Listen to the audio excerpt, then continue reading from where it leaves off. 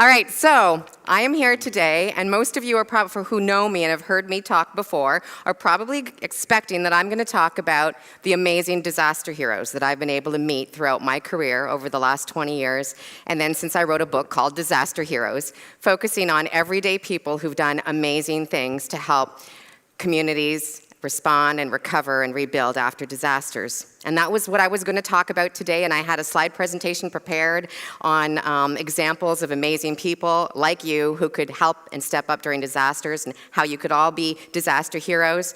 But I decided last night to scrap all of that and to face my fear and to be open and honest with all of you today to share with you a personal crisis that I'm going through and how I'm choosing to change it into a heroic journey. And I want to tell you a bit about that. But before I go to that, I want to also share with you a story about when I was younger and how I recognized who my first heroes were and who they were. And I really feel it's important to share it with you all today. You all know me as the person who talks about disaster heroes. I want to talk to you about my private experience with how I met my first and recognized my first disaster heroes. So this is the first time I'll have ever shared this in a public forum in my life, but I think it's more important than ever to share it with you all today, especially in this audience, who I know so many of you. When I was young, I was teased almost every day. I lived in a small community in northern Ontario where I would look different than everybody else at school. And at home, I didn't really have that much heroic support either. I was a single child growing up in a very abusive situation. And one day, it was so bad that I had to that's how I've met my first heroes, and I'm going to admit this to you, I've never shared this publicly before. I had an experience where I was held hostage at home by my father, who had a gun, and somehow I was able to, at the time cell phones didn't exist, I was able to at some point after a few hours sneak off and be able to use our house phone to call the police, and those were my first heroes. Finally, about 5 minutes after I was able to call them, two police officers, a younger police officer and an older one came, and they talked to me, and they heard me, and they escorted me out, and they brought me to a women's shelter, because I had nowhere else to go, but I knew that at least that women's shelter would be safer for me than what I was experiencing at home. So those were my first heroes. And because of them, I was removed from that situation and was able to continue and build my life. But the second hero that I really want to focus on from that story was a high school teacher, my English teacher, who was also a guidance counselor at the time. And I shared with him my story of what was going on. And instead of what I thought might happen, where he might call Children's Aid, and that might not be a good thing for me, he kept my story secret, and he helped me, and he knew that I could go one way or the other. What he did was he created creative solutions for me to stay in school at the end of the day so that I wouldn't maybe make other bad choices at the end of the day, and he recognized that I loved writing and I loved language, so he kept me, and then he'd asked me to help grade the papers of my fellow students. He gave me a job as a school janitor on the side so that I could make money to be able to raise myself and put myself through the rest of my high school. So he also even created a fund, and this is way back, in the 80s. So he raised enough money, the teachers pulled money together to be able to give me a little scholarship when I graduated of $200, which meant the world to me at the time, and was that extra incentive that I needed to make sure that they made sure that I went and followed my dream to go to college and take journalism. And because of that specific hero, thank you, Monsieur Raoul Peter Boire, for being my hero, my high school hero. And thank you to all of those heroic teachers out there, because teachers really are heroes as well. So thank you to all you teachers. And now I'm going to Since then, I've been able to go from that little girl who was in this situation where I never thought I'd get out of it. I was in a negative situation at school, and then I'd go home, and I was kind of in a negative situation. But since then, the good side is that because of those heroes who saved me, and myself, I guess, taking some heroic action myself, I've been able to do things that I never would have imagined, and you all can do that too, no matter what you're facing at home or at school. I spoke at the White House 2 years ago. Who would have thought that? And now I'm speaking in front of you. I get to speak at conferences around the world on how to be prepared and how to be heroic in life, which is amazing. But I needed heroes to be able to help me shape and guide my future so that I could then encourage others to be heroes as well. Now I'm going to fast forward to the journey that I'm going through right now, and I want to share a little bit with you as well. 6 months ago, I thought I was going to live until I was 94, which is the age that my grandmother passed away. Since then, quite quickly, I've learned that I may not make it till 54, the age that my father passed away. Just in case y'all are wondering, I'm going to be 50 next week on Halloween.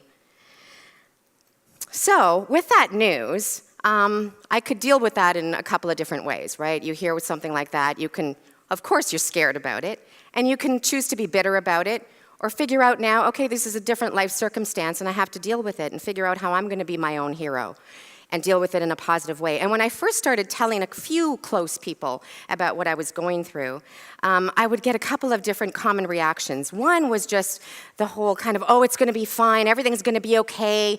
But I'm a dreamer, but I'm also a realist, so I'm a drealist. I just made that word up, but feel free to use it. And so in a way, yeah, it's nice that people want to encourage you and say, oh, but everything's going to be fine. It's going to be okay. They're going to find something, there's going to be a miracle. But the reality is I also have to deal with maybe there's not going to be a miracle, and that's okay too.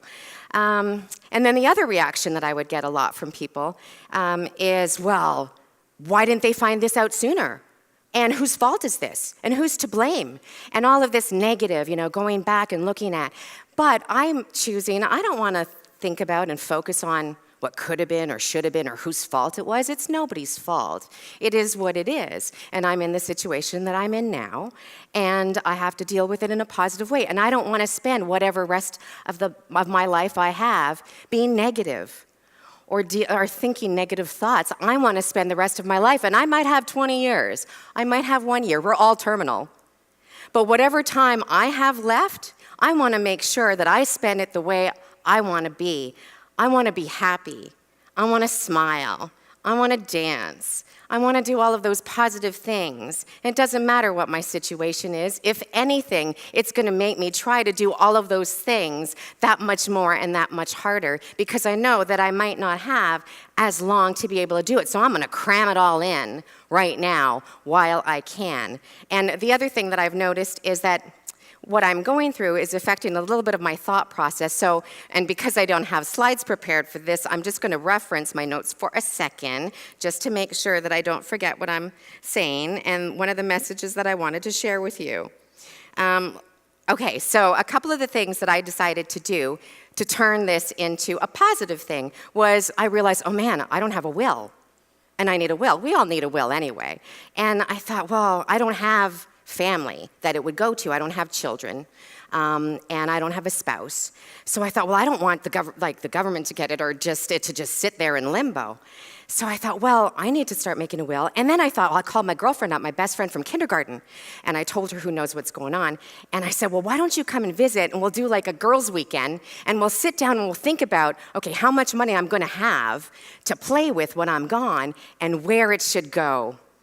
And then I started getting really excited about it because I want to give this money to the organizations that I believe in, like the Hero Roundtable, like supporting the survivors of active shooter attacks like San Bernardino, the survivors and victims' families that I love and care about and want to make sure that they're supported for the rest of the time that they're on this earth as well. So that's going to be a fun project that I'm really looking forward to. The other thing that it made me really think about is I really want to focus now on what I really enjoy doing. And there are two things, and one thing that I've always wanted to do. If I looked back and I left this earth tomorrow, I really would never, I wouldn't regret anything that I've done so far. And if anything, I've had an amazing life. But there's one thing I've never done before and always wanted to ever since I was a little girl and I watched Elvis Presley Blue Hawaii. I've wanted to go to Hawaii, and I've never gone to Hawaii. So that's my next exciting adventure, is I'm booking myself a first-class trip to Hawaii while I still can. Yes. And the other thing that I've reminded myself, I've kept thinking, what's the one thing that makes you the most happy besides talking about heroes and hanging out with heroes? The one thing that makes me at peace and happy and forget about everything else is dancing. And for those of you who know me, anytime there's music that starts, I start dancing, right? And so you've heard that expression, maybe dance like nobody's watching. That's kind of what I do anyway. But now more than ever, that's going to be my motto, is I'm going to be dancing. You're going to see me dancing wherever I can while I still can. And I want to end this. I would love to invite you all, if we want to turn on the music, and maybe just spend the last minute, whoever wants to join me on stage or stay in your seats or stand up, and just join me in a dance party so that we can all dance together. And on that note, just keep heroing on and keep dancing.